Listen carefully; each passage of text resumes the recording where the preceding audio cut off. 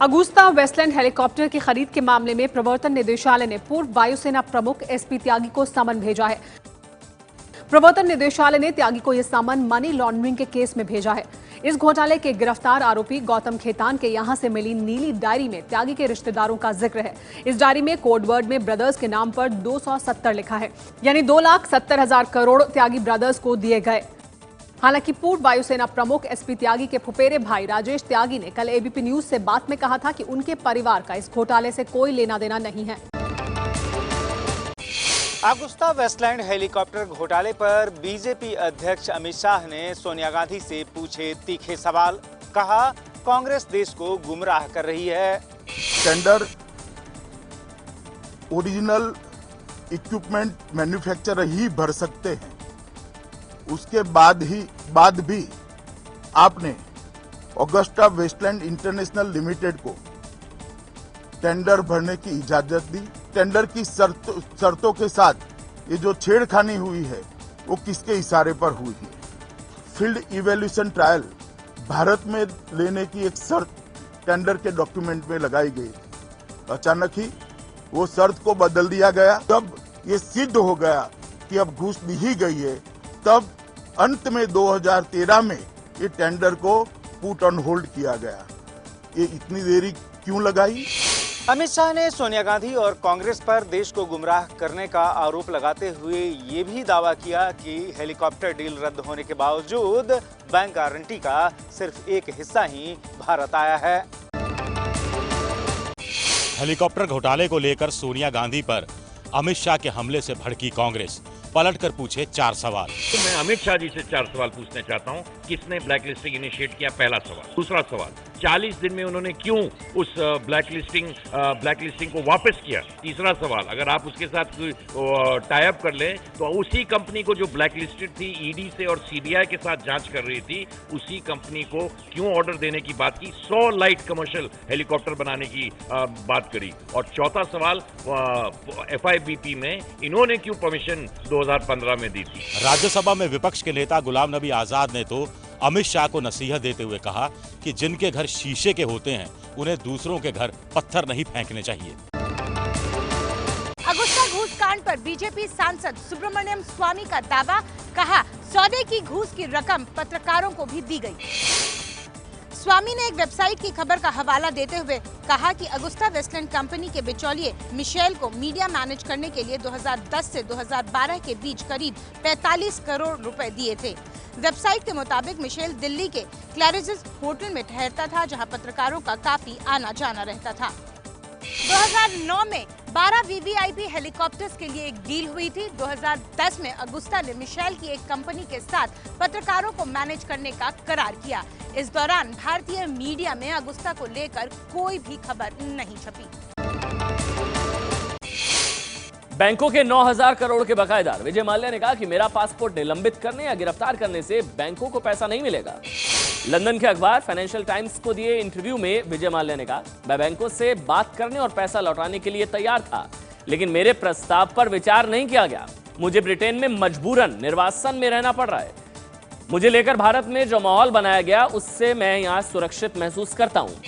विजय माल्या के प्रत्यर्पण के लिए मोदी सरकार ब्रिटेन को चिट्ठी लिख चुकी है। माल्या के खिलाफ गैर जमानती वारंट भी जारी किया जा चुका है। मोहाली में खरीदार को फ्लैट ना देने पर चंडीगढ़ के उपभोक्ता आयोग ने यूनिटेक के एमडी से कहा, या तो 53 लाख रुपए दें या फिर जेल जाएं। दिल्ली के वरुण बख्शी ने 2011 में मोहाली के सेक्टर 57 में फ्लैट के लिए यूनिटेक को 49 लाख रुपए दिए थे। एग्रीमेंट में 2 साल में फ्लैट देने की बात कही गई थी। तय समय के बाद भी फ्लैट नहीं मिला तो वरुण ने उपभोक्ता आयोग में शिकायत की। नवंबर 2015 में आयोग ने अपने फैसले में कहा, यूनिटेक वरुण को 53 लाख रुपए दे। आदेश के उल्लंघन पर उपभोक्ता आयोग ने कहा कि रकम तुरंत ना देने पर यूनिटेक के एमडी को 3 साल तक की जेल की हवा खानी पड़ेगी। बॉम्बे हाईकोर्ट ने पर्यावरण मंत्रालय को मुंबई की विवादित आदर्श सोसाइटी गिराने का आदेश दिया। आदर्श सोसाइटी के पास सुप्रीम कोर्ट में अपील करने के लिए सिर्फ 12 हफ्ते का वक्त। बॉम्बे हाईकोर्ट ने माना है कि आदर्श सोसाइटी को अवैध तरीके से बनाया गया था। यही नहीं, अदालत ने केंद्र और महाराष्ट्र सरकार को गैर कानूनी निर्माण के लिए नौकरशाहों और नेताओं पर आपराधिक मामला दर्ज करने का भी आदेश दिया है। आदर्श सोसाइटी दक्षिण मुंबई के कोलाबा में मौजूद 31 मंजिला इमारत है, जिसे पास में मौजूद रक्षा संस्थानों के लिए खतरा माना गया था। ये तब विवादों में आई थी जब इसके निर्माण में धांधली होने और नेताओं और अफसरों के रिश्तेदारों को फ्लैट देने की बात सामने आई। आदर्श घोटाले के सामने आने के बाद तत्कालीन कांग्रेस एनसीपी सरकार के मुख्यमंत्री अशोक चव्हाण को अपने पद से इस्तीफा देना पड़ा था। ट्रेड यूनियनों के विरोध के बाद सरकार ने ईपीएफ पर ब्याज कटौती में लिया यू टर्न। वित्त मंत्रालय ने साल 2015-16 के लिए ईपीएफ पर ब्याज दर बढ़ाकर 8.8% कर दिया है। पिछले हफ्ते वित्त मंत्रालय ने ईपीएफ पर ब्याज दर 8.75% से घटाकर 8.7% करने का ऐलान किया था, जबकि श्रम मंत्रालय ने ब्याज दर 8.8% करने का प्रस्ताव दिया था। ये तीसरा मौका है जब सरकार को ईपीएफ पर अपना फैसला वापस लेना पड़ा है। इसके पहले ईपीएफ पर निकासी के समय टैक्स लगाने और निकासी की सीमा तय करने का फैसला वापस लेना पड़ा था। गुजरात सरकार ने आर्थिक रूप से पिछड़ों के लिए शिक्षा और नौकरी में 10% आरक्षण का ऐलान किया। 1 मई को आएगा नोटिफिकेशन। बीजेपी अध्यक्ष अमित शाह की मौजूदगी में गुजरात की सीएम आनंदीबेन पटेल ने ये ऐलान किया। गुजरात के ऐसे परिवार जिनकी सालाना आमदनी 6 लाख रुपए तक है, उन्हें इसका फायदा मिलेगा। आर्थिक रूप से पिछड़ी ऊंची जातियों को भी इसमें शामिल किया गया है। जाहिर है इसका फायदा पाटीदार समाज को मिलेगा, जो 10 महीने से आरक्षण के लिए आंदोलन कर रहा है। गुजरात में SC, ST, OBC के लिए 49% आरक्षण पहले से ही है। इस ऐलान के बाद राज्य में आरक्षण 59% हो जाएगा, जो सुप्रीम कोर्ट से तय 50% की सीमा से ज्यादा है। पीएम मोदी की डिग्री को लेकर केंद्रीय सूचना आयोग ने दिया गुजरात और दिल्ली यूनिवर्सिटी को निर्देश, कहा दे आरटीआई का जवाब। अब दिल्ली यूनिवर्सिटी और गुजरात यूनिवर्सिटी को प्रधानमंत्री नरेंद्र मोदी की शैक्षणिक योग्यता की जानकारी मांगने वाली सभी आरटीआई आवेदनों का जवाब देना होगा। यही नहीं, केंद्रीय सूचना आयोग यानी CIC ने प्रधानमंत्री कार्यालय को पीएम की डिग्रियों का पूरा ब्यौरा जैसे roll number, degree number Delhi university को मुहैया कराने के लिए कहा है, ताकि जानकारी खोजकर सामने ला सकें।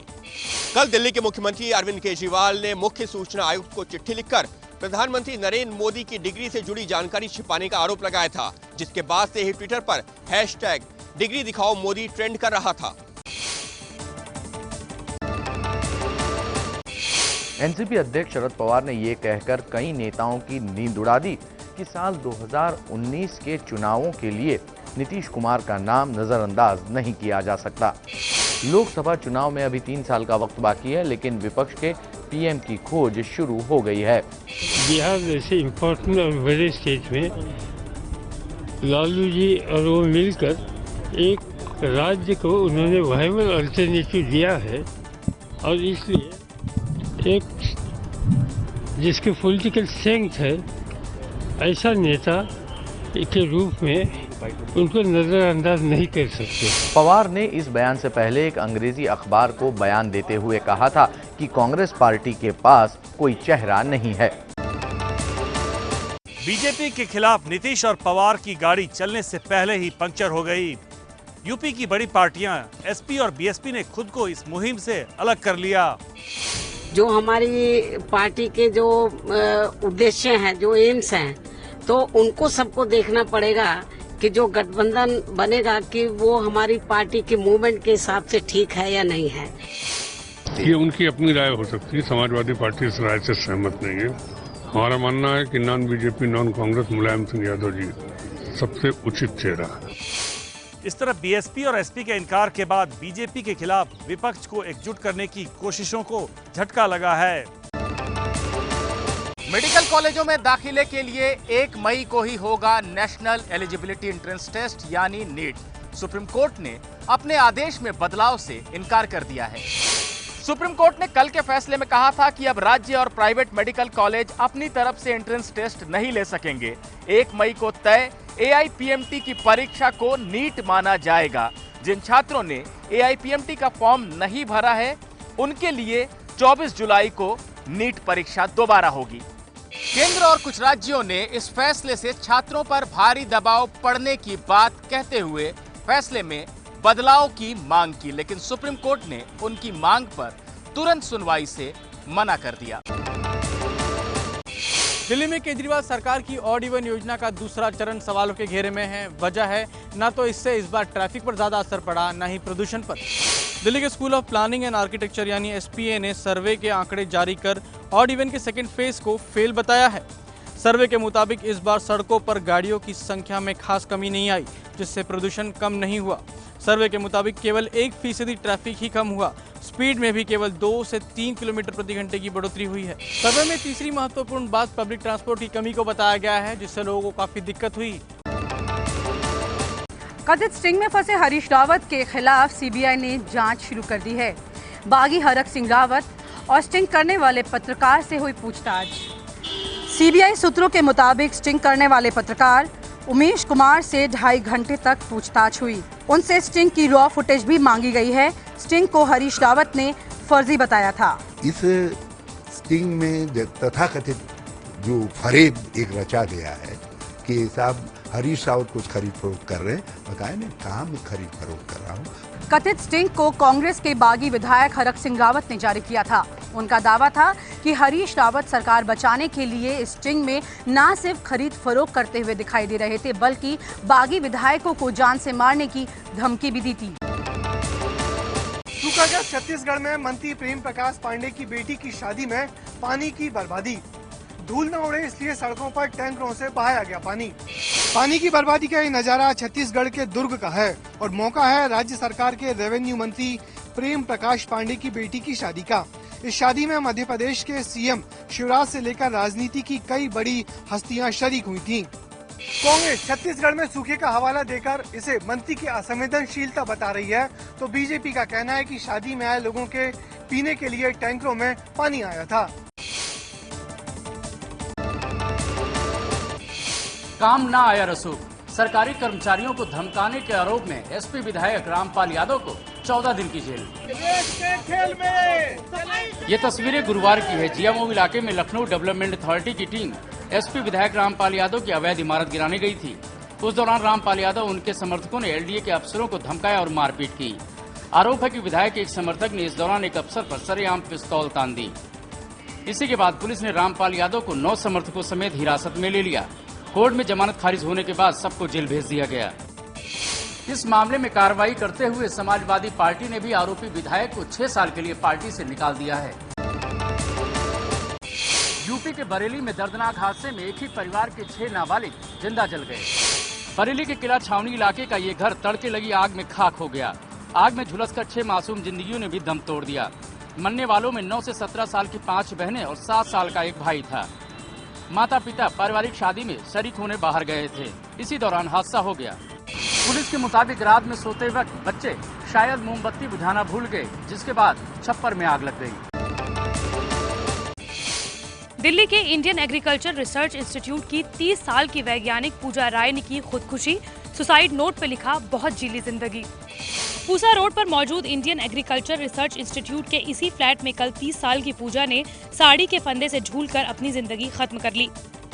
पूजा यूपी के गाजीपुर की रहने वाली थी और पिछले साल ही उसकी शादी गुड़गांव में रहने वाले कारोबारी से हुई थी। पूजा अपने पति के साथ गुड़गांव वाले घर पर ही रहती थी। कल बड़े दिनों बाद पूजा अपने ऑफिसर्स फ्लैट में आई थी। फिलहाल पुलिस ने सुसाइड नोट कब्जे में लेकर जांच शुरू कर दी है, लेकिन अब तक खुदकुशी की असल वजह सामने नहीं आई है। छत्तीसगढ़ में शराबी हाथियों ने मचाया उत्पात। शराब के लिए 24 घर तोड़े, एक इंसान की ली जान। ये तस्वीरें छत्तीसगढ़ के अंबिकापुर की हैं। यहां शराबी हाथियों से गांव वाले ही नहीं, वन विभाग के लोग भी परेशान हैं। शराब की तलाश में हाथी घरों में तोड़फोड़ करते हैं और शराब के नशे में होने पर सामने पड़ने वाले शख्स की जान लेने से भी नहीं चूकते। अंबिकापुर के गांव में लोग घरों में ही चावल से कच्ची शराब बनाते हैं और इसकी गंध से हाथी उन घरों तक पहुंच जाते हैं। ऐसे में वन विभाग की टीम लगातार गांव में छापेमारी कर शराब जब्त कर रही है। रेलवे काउंटर से लिए गए टिकट को रद्द कराने का झंझट खत्म। अब एक कॉल पर रद्द होगा टिकट और 24 घंटे में मिल जाएंगे पैसे।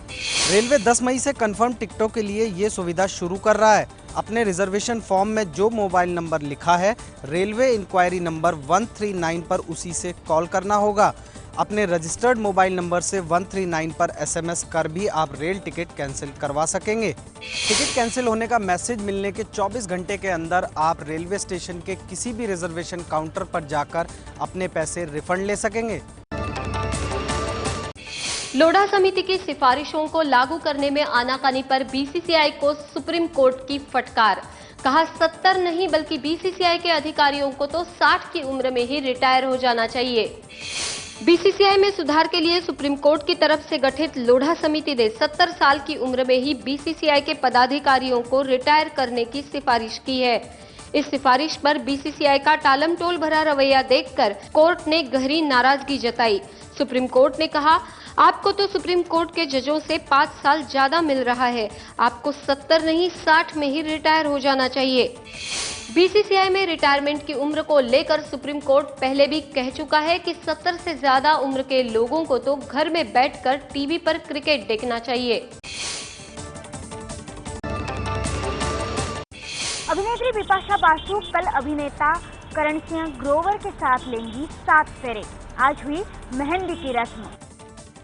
ये तस्वीरें बिपाशा और करण की मेहंदी की रस्म की है। मुंबई के एक क्लब में हुई इस मेहंदी सेरेमनी का थीम पिंक रखा गया था। पूरा क्लब गुलाबी नजर आया। गुलाबी लहंगे में बिपाशा भी बहुत खूबसूरत लग रही थी। बिपाशा की मेहंदी में अभिनेत्री शिल्पा शेट्टी भी अपनी बहन शमिता और पति राज कुंद्रा के साथ पहुंची।